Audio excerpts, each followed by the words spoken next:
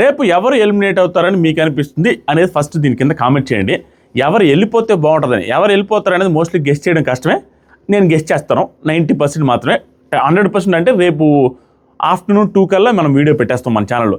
కానీ మీరేం చేయాలంటే మీకు ఎవరు వెళ్ళిపోతే మీకు గేమ్ చూడడానికి బాగుంటుంది, వీళ్ళని చూడలేకపోతున్నారా అనుకున్న వాళ్ళని కింద కామెంట్ చేయండి.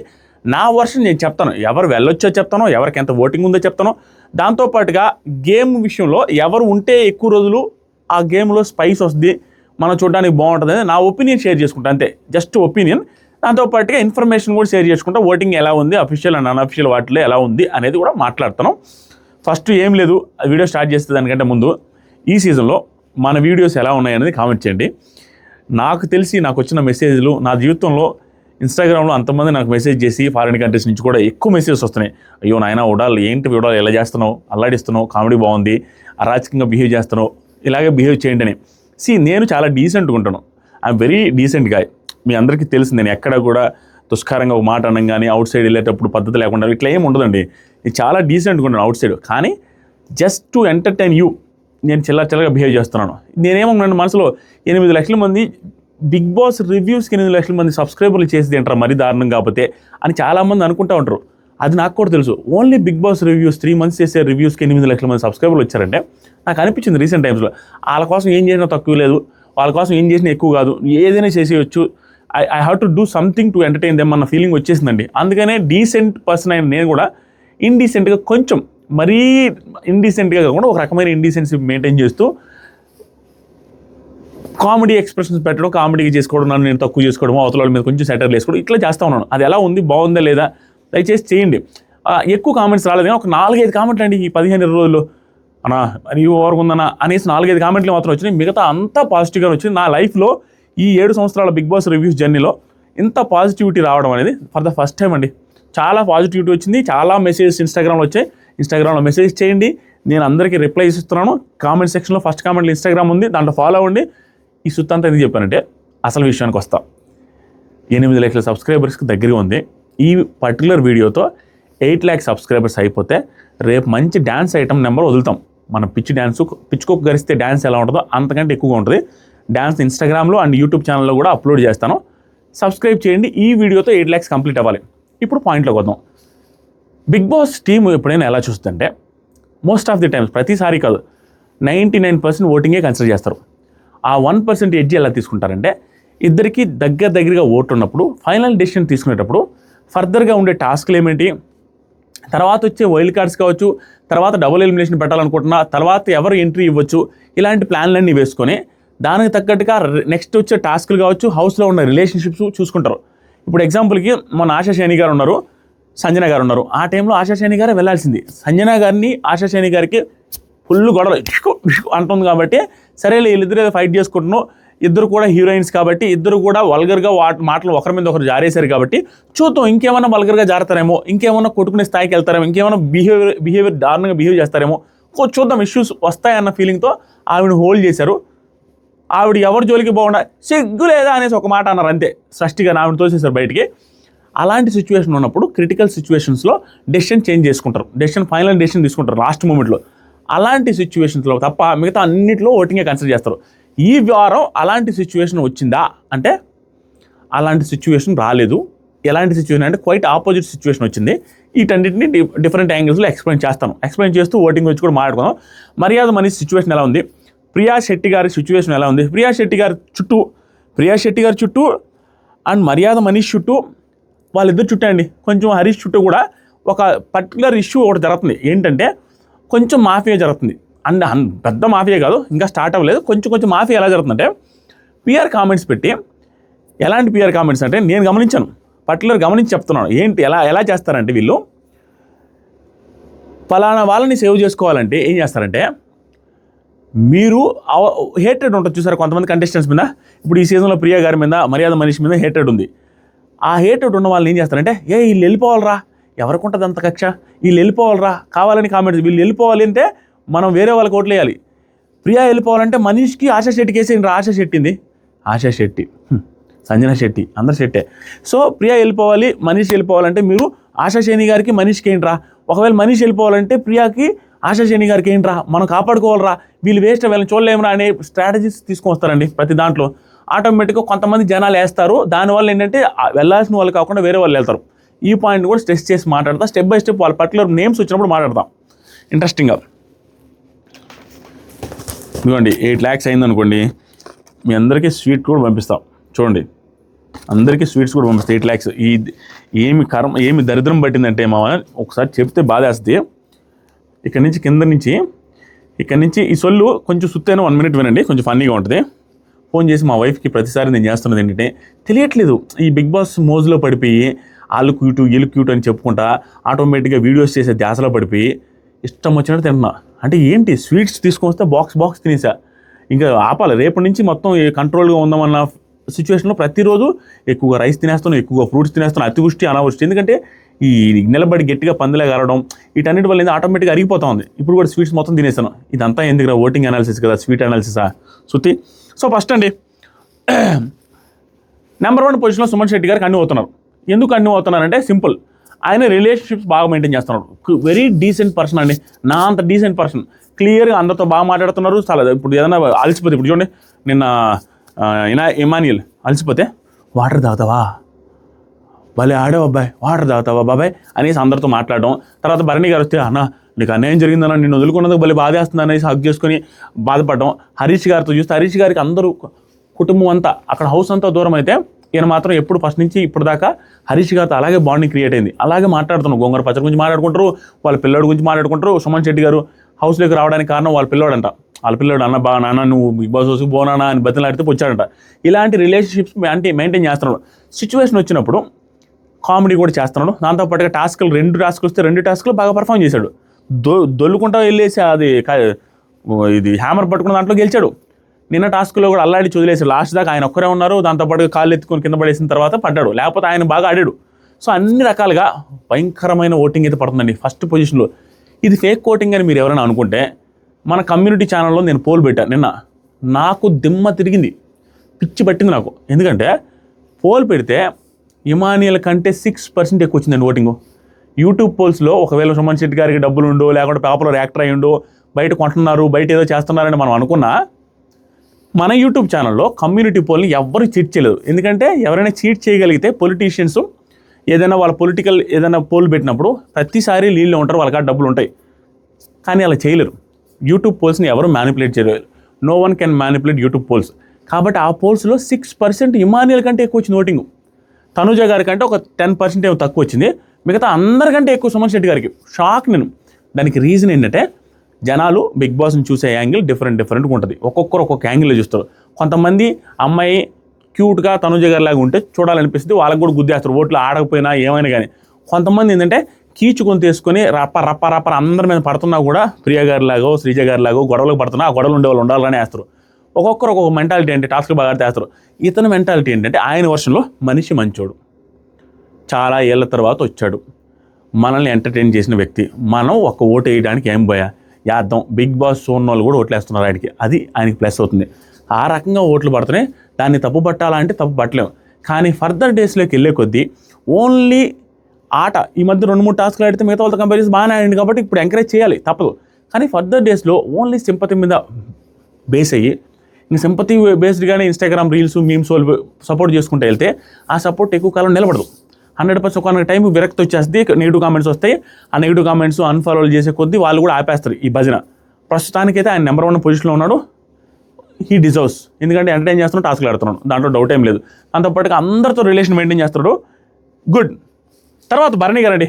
అయితే భరణి గారిది మాత్రం ఈయన సీరియల్లో విలనం, సినిమాల్లో విలనం, కానీ హీరో లెవెల్ ఓటింగ్ పడుతుంది ఇక్కడ. దానికి రీజన్ ఏంటంటే నిన్నటి నుంచి ఆయన గ్రాఫ్ భయంకరంగా పెరుగుతుంది. అట్లీస్ట్ టాప్ 5కి పక్కా అన్న సిచ్యువేషన్ నేను క్రియేట్ చేశారు. దగ్గరుండి రీతు గారు ఏడ్చారు, బాధపడ్డారు. డెమాన్ పవన్ క్యాప్టెన్ చేసుకున్న తర్వాత యాక్టింగ్ చేశారు, దొంగ ఏడుపులు ఏడ్చిన తర్వాత మళ్ళీ ఈరోజు ఉదయాన్నే హైలైట్ ఏంటంటే లైవ్లో ఆవిడ ఎలా మాట్లాడుతున్నారో ఏంటో, ఆవిడ స్ట్రాటజీ ఏంటో, బిగ్ బాస్ చూసే టీంని మ్యానిపులేట్ చేయాలనుకుంటున్నా, చూసే ఆడియన్స్ని మ్యానిపులేట్ చేయాలనుకుంటున్నా తెలియదు.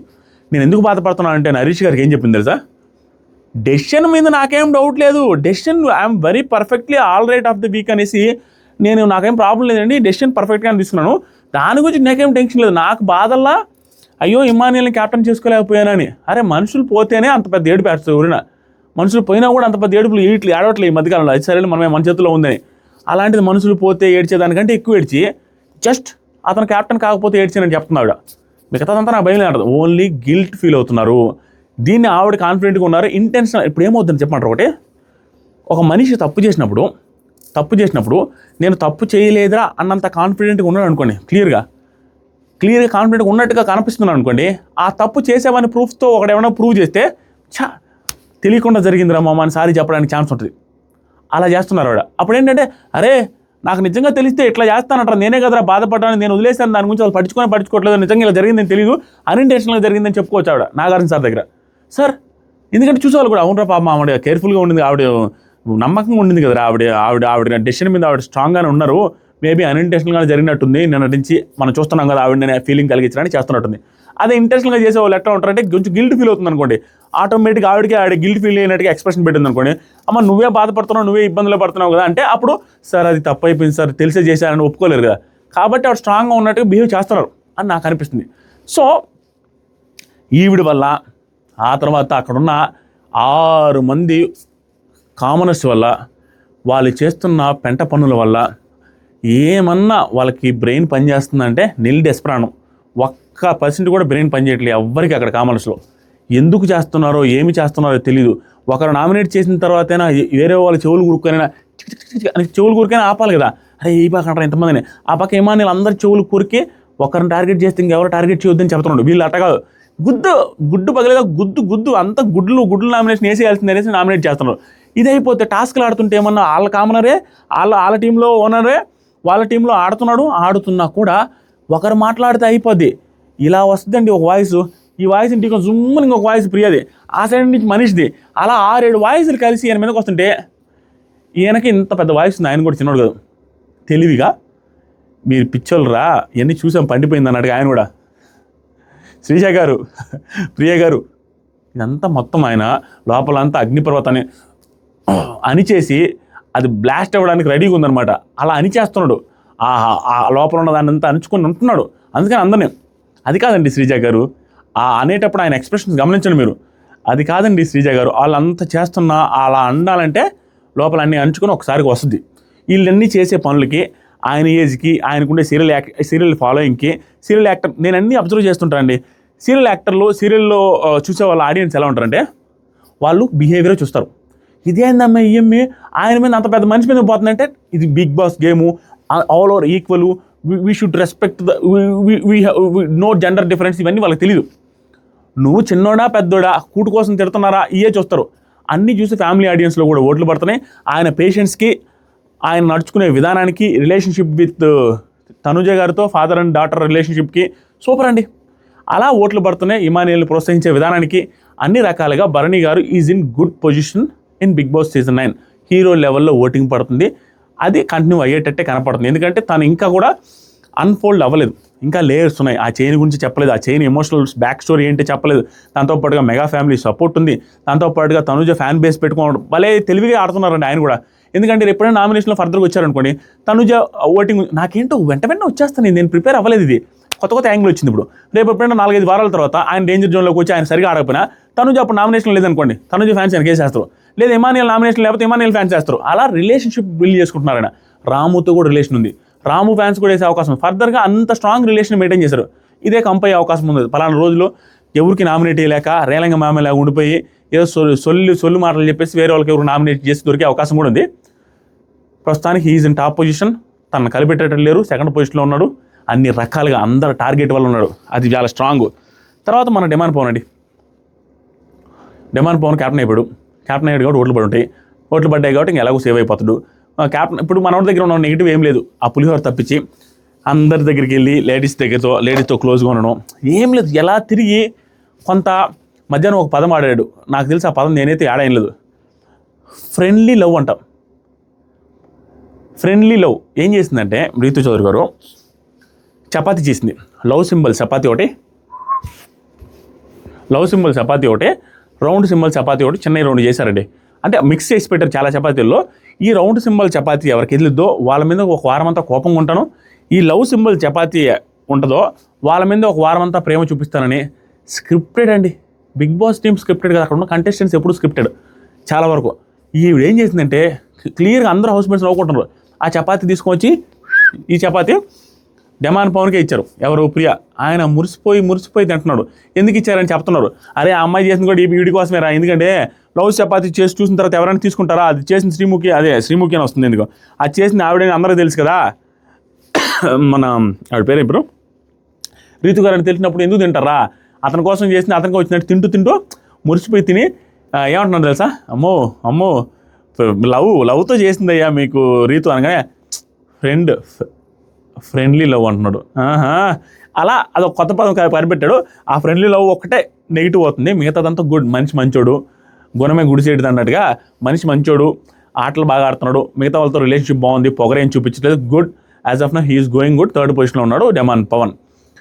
ఇదే బెడిస్ కొట్టే అవకాశం ఉంది ఫర్దర్గా. ఈ వీక్ భలే క్రూషియల్ వాళ్ళిద్దరికి ఈ వీక్ అయితే విపరీతమైన నెగిటివ్. చూస్తూ ఉండండి, రీతు గారు నెగిటివ్ అయినారు ఈ వీక్.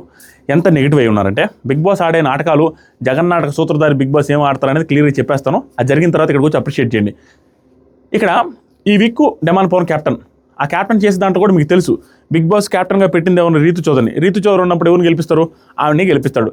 ఎందుకంటే ఇది ఏదో డైలాగ్ బా, ఎర్రిపప్పకి ఎవరు పుడతారు? ఎర్రిపప్పే పుడతారు అనేది సినిమాలో ఉంటుంది. అట్లా ఈవిడ ఎవరిని గెలిపిస్తుంది? అతనే గెలిపిస్తుంది. ఆటోమేటిక్గా అది జరిగిన తర్వాత ఈ వీక్లో ఆవిడ ఫుల్ నెగిటివ్ అయిందా, ఓటింగ్లోకి వస్తే ఖచ్చితంగా. ఎందుకంటే 6 నామినేషన్లు పడతాయి, అందరూ అదే రీజన్ చెప్తారు. నామినేషన్లోకి వచ్చిన తర్వాత దానికి డిఫరెంట్ ఎలా చేసుకుంటుంది? ఒక సెకండ్ వాటర్ తర్వాత లెంత్ అయిపోతుంది అనవసరంగా తిట్టుకుంటారు.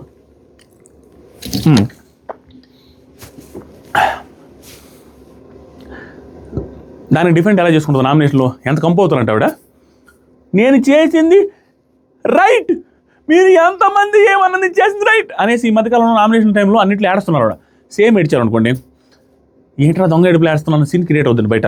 అయ్యి ఆటోమేటిక్గా అసలు తప్పు చేసి కూడా వాదించుకుంటున్నారు అనే ఫీలింగ్తో ఆవిడకి నెగిటివిటీ పెరిగిపోయి అసలు ఓట్లు పడే అవకాశాలు చాలా తక్కువ ఉంటాయి. అది తెలుసుకోండి. బిగ్ బాస్ టీం ఏం చెప్పే అవకాశం ఉందంటే, క్యాప్టెన్గా లాస్ట్ టైం మన సంజయ్ గారికి ఒకరిని నామినేట్ చేయమని చెప్పారు. ఈసారి డెమాన్ పవన్కి నువ్వు ఒకరిని నామినేట్ ఒకరిని సేవ్ చేయి అని చెప్పేటప్పుడు స్లిప్ అయిపోయి బిగ్ బాస్ నువ్వు రీతుని సేవ్ చేయొచ్చు అనేసి అంటారు. అంటే డైరెక్ట్గా మనం రీతుని ఎలా సేవ్ చేస్తాడు అది చెప్పినా ఓకే, రీతుని సేవ్ చేస్తాడే అయిపోద్ది. అది జరగబోతుంది, చూసుకోండి. చూసి వచ్చిన తర్వాత ఇక్కడ కామెంట్ పెట్టాలి మీరు ఆదివారం. ఆ తర్వాత ఇది అయిపోయిందండి. ఇది అయిపోయిన తర్వాత నెక్స్ట్ 4 ఉన్నారు చూసారా, 4 డేంజర్ జోన్లో ఉన్నారు. కానీ ఎవరు ఎలిమినేట్ అవుతారో చెప్తాను. ఈ 4 చుట్టూ ఏం జరుగుతుందంటే, ఎవరికి వాళ్ళు స్ట్రాటజీలు వేసుకుంటున్నారు. ఎలాంటి కామెంట్స్? అరే హరీష్ ఉండకూడదురా, హరీష్ని పంపించేయాలంటే మనం వీళ్ళ కోట్లు వేయాలరా, ఈ ప్రియా ఉండకూడదురా, ఆయన గలబా చేస్తున్న అమ్మాయి we want Priya elimination respect బట్టం ఇలా పెట్టేది. దాని కింద కామెంట్, రే ఆశాజానికి ఓట్లు ఏంట్రా, ప్రియా వెళ్ళిపోద్ది, మనీష్ గారికి ఓట్లు ఏంట్రా, ప్రియా వెళ్ళిపోద్ది, వాళ్ళ కామెంట్ తీరు. ఇవన్నీ పిఆర్ పుష్లు అండి. 90% పిఆర్ పుష్లు. కొంతమంది మనుషులు మామూలుగా కూడా పెడతారు. వీటి వల్ల ఏంటంటే అవతల వాళ్ళు ఎఫెక్ట్ అవుతారు. దీనికి క్లియర్లీ వ్యతిరేకమండి నేను. ఎందుకంటే నిజంగా ఆడియన్స్కి ఇష్టం ఉండి వారు ఓట్లు వేసుకోవచ్చు, నిజంగా ఆడియన్స్కి ఇష్టం లేకపోతే కూడా ఓట్లు వేయకుండా ఉండొచ్చు. కానీ ఎవరో పుష్ చేసి వాళ్ళ మాయలు అయితే పడద్దు, పిఆర్ మాయల్లో. నేనేమంటానంటే పర్టికులర్ ఒక బిగ్ బాస్ అభిమానిగా నేను చెప్పేది, ఆశా షాని వర్సెస్ ప్రియా గారు ఎవరుంటే ఇంట్రెస్ట్ ఉంటుందో మీరు జెన్యూన్గా కామెంట్ చేయండి. ఆవిడ ఏదో చేసింది, సైలెంట్గా ఉండేవాళ్ళు బెటర్, ఏదో ఒకటి చేసి రచ్చ చేసేవాళ్ళు బెటర్, బిగ్ బాస్కి ఏదో ఒకటి చేసేవాళ్ళే బెటర్. మాట్లాడకుండా ఉండేవాళ్ళు బెటరా, ఏదో ఒకటి మాట్లాడేవాళ్ళు బెటర్. అదేవిధంగా ఆశా షాని గారు బెటరా, ప్రియా శెట్టి గారు బెటరా? ఆవిడ నెగిటివ్లో ఉన్నారు, ఆవిడ నచ్చట్లేదు నాకు కూడా. స్టిల్ ఆశా షాని గారితో కంపేర్ చేస్తే ప్రియా శెట్టి గారు 1000% better for Big Boss house. కొంతమంది కంటెస్టెంట్స్ వెళ్ళిపోయిన తర్వాత మనం బాధపడతాం, వచ్చి ఈ స్టఫ్ లేదు కదరా, ఏదో ఒకటి ఆవిడైతే గయ్యనని అరుస్తూ ఉండేదని. అలాంటి స్టఫ్ ఇచ్చే క్యాండిడేట్ ప్రియా శెట్టి గారు. కాబట్టి నా దృష్టిలో ప్రియా శెట్టి గారు సేవ్ అవుతారని గట్టిగా నమ్ముతున్నా. ఎందుకు? ఆవిడ బిగ్ బాస్ టీంకి అవసరం, బిగ్ బాస్ కాన్సెప్ట్కి ఖచ్చితంగా ఈవిడితో కంపేర్ చేస్తే పనిచేస్తుంది. ఈవిడికి సంజన గారితో గొడవలు క్లోజ్, ఆ బాత్రూంలో క్లీన్ చేసేసింది ఆవిడ, క్లీన్ చేసి టైల్స్ కూడా అరిగిపోయినాయి. ఈవిడ ఇంకా దాన్ని క్లీన్ కూడా చేయాల్సిన అవసరం అన్నీ అయిపోయినాయండి. ఆవిడ డ్యూటీలు ఏం చేయాలో అవన్నీ చేసేసారు. ఆవిడ నుంచి ఎక్స్ప్రెషన్ ఇంకా పలకట్లేదు, డ్యాన్స్ వేయట్లేదు, ఆర్గ్యుమెంట్లు లేవు. ఆ తర్వాత ఏందాక టాస్క్ ఫస్ట్ రౌండ్లోనే అయిపోయి ముసుముసిన వాళ్ళతో నిలబడ్డారు. ఆవిడ ఏం చేయట్లేదు. ఆవిడ సెట్ కారు బిగ్ బాస్ హౌస్కి. 2 weeks enough, more than enough. ఆవిడకి నెక్స్ట్ లాస్ట్ వీక్ వెళ్ళుండాల్సింది. సో తనే డేంజర్ జోన్లో ఉంది. తర్వాత మనీష్ విషయానికి వస్తే, మనీష్ ఓవర్ కాన్ఫిడెంట్ పర్సనాలిటీ, అంటే అన్నీ నాకు తెలుసు పర్సనాలిటీ. దాంతోపాటుగా తను వెళ్తున్న స్ట్రాటజీ ఏదైతే ఉందో తనని ఒక 2-3 వారాలు కాపాడుతుందని నేను అనుకుంటున్నాను ఇంటర్నల్గా. కానీ ప్రియాతో కంపేర్ చేస్తే ఆశా షాని గారితో డేంజర్ జోన్లో ఉండేది ఇతను కూడా సేవ్ అవుతారని అనుకోవడానికి నాకు రీజన్ ఏంటంటే, ఇతను ఆవిడ కంపేర్ చేసుకుంటే మర్యాద మనిషి 1000 times బెటర్. ఎందుకంటే మనోడు భరణి గారితో రైవలరీ పెట్టుకుంటాడు, ఇంటెన్షనల్ రైవలరీ. శ్రీజ అగ్ని పరీక్షలో టాప్ అని తెలుసు కాబట్టి శ్రీజాతో రైవలరీ పెట్టుకుంటున్నాడు. ఇలా ఎవరైతే టాప్ అని అనిపిస్తుందో వాళ్ళందరితో రైవలరీ పెట్టుకున్నట్టుకి వాళ్ళ తప్పులు లేకపోతే ఇతనే మిస్టేక్లు చేస్తూ ఇతనే ఊహించుకుంటూ గొడవలు పెట్టినాడు. ఇలాంటి బిహేవియర్ ఉండేవాళ్ళు ఉంటే ఒకనొక టైంకి వాళ్ళిద్దరి మధ్య రైవలరీ ఏర్పడినప్పుడు, కాన్ఫ్రంటేషన్ జరిగినప్పుడు తెలియకుండా స్టఫ్ మంచిది వస్తుంది, కామెడీ స్టఫ్ వస్తుంది. ఇతను ఏదో చేయాలన్నట్టు చేస్తూ ఉంటాడు, ఇతను హైలైట్గా పోతున్న బయటకు అనుకుంటూ ఉంటాడు, అదేమో వరస్ట్గా పోతుంటుంది, ట్రోల్ అవుతూ ఉంటాడు, ఇతనేమో అదే ట్రాక్లో రెచ్చిపోతూ ఉంటుంది. అవి చాలా ఇంట్రెస్టింగ్ ఉంటాయి. దానికోసం ఇతను నుంచి అవకాశం ఉంది. దట్టు ఓవర్ కాన్ఫిడెన్స్ ఉండే పర్సనాలిటీలు తప్పులు చేస్తాయి, ఆ తప్పులు చాలా ఇంట్రెస్టింగ్ ఉంటాయి. దానికోసం కూడా ఇతను నుంచి అవకాశం ఉంది. ఈక్వల్ ఓటింగ్ వస్తే, ఈక్వల్ ఓటింగ్ ఎలా వస్తుంది, కొంచెం ఎక్కువ రావచ్చు. సో అటు తిరిగి మనీష్ గారు కూడా సేవ్ అయ్యే అవకాశం ఉంది. కానీ హీఈస్ ఇన్ డేంజర్ జోన్. ప్రియ గారు కూడా కొంచెం డేంజర్ జోన్. కానీ ఆశా శేని గారు 1000% డేంజర్ జోన్. అన్ని మేఘాలు కమ్ముకున్నాయి, ఆవిడకి ఛాన్సే లేదు. ఆవిడ సేవ్ అయ్యే అవకాశాలు వెరీ లెస్. హరీష్ గారు బిహేవియర్ మార్చుకున్నాడు, అందరితో కలిసిపోతున్నాడు, పాయింట్స్ వచ్చినప్పుడు పాయింట్స్ మాట్లాడుతున్నాడు, పట్టించుకోవట్లేదు, హౌస్ వర్క్ చేయిస్తున్నాడు. ఎక్కడ ఎవరితో కాంట్రవర్సీ లేదు. భరణి గారితో సహా, ఎమానియల్తో సహా, సంజయ్ గారితో సహా అందరితో మాట్లాడుతున్నాడు, ఈవెన్ శ్రీజాతో సహా. కాబట్టి తను సేవ్ అయిపోతాడు. అండ్ నాగార్జున సార్ దగ్గర నుంచి బీభత్సమైన ఇన్పుట్స్ వచ్చే అవకాశం ఉంది. హరీష్ గారికి అండ్ ప్రియా శెట్టి గారికి, శ్రీజ గారికి, వీళ్ళ ముగ్గురికి గట్టి ఇది వస్తుంది. దాంతోపాటు మనీష్కి మాత్రం, Manish don't over use your brain, okay please. It's not good for the game, okay. నువ్వు చాలామంది బిజినెస్లో చాలామంది డీల్ చేసి ఉండొచ్చు, కానీ అది వేరు ఇది వేరు. దాన్ని దీంతో కంపేర్ చేసుకొని ఇది చేసుకోవద్దు, ప్లీజ్ డోంట్ డూ దట్ అనేది చెప్తారు ఇంగ్లీష్లో. అప్పుడు అతనికి అర్థమయ్యే అవకాశం ఉంది. అప్పటిదాకా మనోడు రెచ్చిపోతూ ఉంటాడు. వీళ్ళ ముగ్గురికి భయంకర సలహాలు ఇస్తారు. ఆశా శేని గారు కూడా సలహాలు ఇస్తారు కెరియర్ రిలేటెడ్గా స్టేజ్ మీద. సో స్టేజ్ మీద పిలిపించి ఇచ్చే అవకాశం ఉంది. ఆశా శేని గారు ఈజ్ ఇన్ డేంజర్ జోన్. మిగతాదంతా నార్మల్. అది యాజ్ ఆఫ్ నో నాకున్న అప్డేటు, నాకు తెలిసిందని మాత్రం. మీకేమనిపిస్తుంది? వీళ్ళ నలుగురిలో మనస్ఫూర్తిగా చెప్పండి. హేటెడ్ వద్దు, గేమ్ని గేమ్లాగా చూద్దాం. ఎవరు ఏ రోజు ఎవరు బాగా ఆడారో వాళ్ళనే పొగుడదాం, ఎవరు ఆ రోజు బాగా ఆడలేదో వాళ్ళనే విమర్శిద్దాం. అంతేగాని పర్సనల్గా వెళ్ళొద్దు. వాళ్ళ రిలేటెడ్గా ఫ్యాన్ బేస్ ఉందని వాళ్ళని కొట్టేద్దాం, వీళ్ళని కొట్టేద్దాం, వీళ్ళు ఎలిమినేట్ చేద్దాం, అది ఏం వద్దు. గేమ్ పరంగా బిగ్ బాస్ కాన్సెప్ట్కి సెట్ అయ్యే వాళ్ళు వీళ్ళు ముగ్గురు, ఆశా శేని గారికి అంటే అనేది నా ఉద్దేశం. మీకేమనిపిస్తుందో కామెంట్ చేయండి. అండ్ సబ్స్క్రైబ్ చేయండి. 1 million సబ్స్క్రైబర్స్ అవ్వాలి, అయ్యి తీరాలి. మీరు సబ్స్క్రైబ్ చేయట్లేదు, సబ్స్క్రైబ్ చేస్తే I will be very happy. Thank you so much, love you all, bye. ఈ వీడియోలో నేను కామెడీ చేయలేకపోయినాను, ఎందుకంటే ఏమీ లేదు.